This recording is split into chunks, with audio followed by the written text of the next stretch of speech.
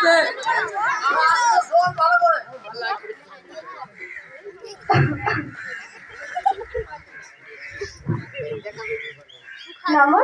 আমার নাম বর্ষা। আপনার নাম কি?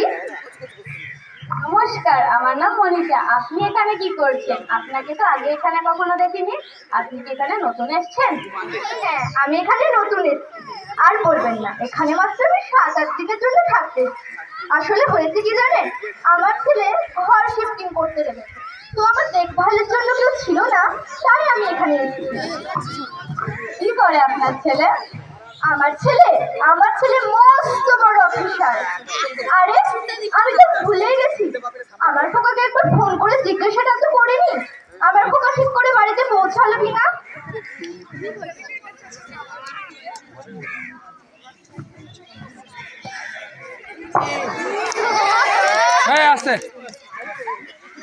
হ্যালো খোকা, বাবা তুই শুনতে পাচ্ছিস? ও, ব্যস্ত আছিস? আরে আমার কথাটা তো শোন, তোকে শুধু এইটুকুনি বলার জন্য ফোন করেছিলাম যে তুই বাড়িতে ঠিক করে পৌঁছে গেছিস তো। হ্যালো খোকা, ফোনটা কেটে দিল। কি বললো আপনার ছেলে? আমার ছেলে বললে এখন ব্যস্ত আছে, কিছুক্ষণ পর কল করবে বলে ফোনটা কেটে দিল। আর আসবে না আপনার ছেলে। আমার ছেলেও ঠিক এইভাবেই আমাকে এখানে রেখে চলে গেছিল। এ কেমন কথা বলছেন আপনি? আমার ছেলে মোটেও ওরকম নয়। আমার ছেলে আমাকে অনেক ভালোবাসে, ও ঠিক আসবে আমাকে নিতে। আর কিভাবে বা থাকবে আমার ছেলে ওর মায়ের থেকে দূরে? আপনি যতই বলুন যে আপনার ছেলে আপনার থেকে দূরে থাকতে পারবে না, কিন্তু এখানে সুখ আছে, শান্তি আছে, সময় মতো খাবার পাওয়া যায় এবং অনেক বন্ধুও হয়। দেখুন, আপনি যতই বলুন এখানে সুখ আছে, শান্তি আছে, সময় মতো খাবার পাওয়া যায়, আবার অনেক বন্ধুও হয়, তাও আমি এখানে থাকবো না। কি করে থাকবো আমার ছেলের থেকে দূরে? এটা সম্ভবই না।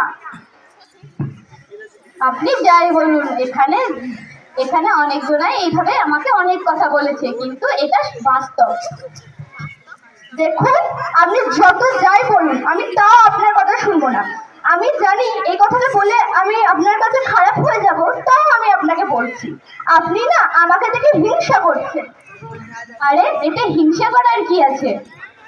তা হিংসা করবেন না, আমার ছেলে তো আমাকে এসব ঠিক নিয়ে যাবে, আর আপনার ছেলে তো আপনার দিকে ফিরেও তাকায় না।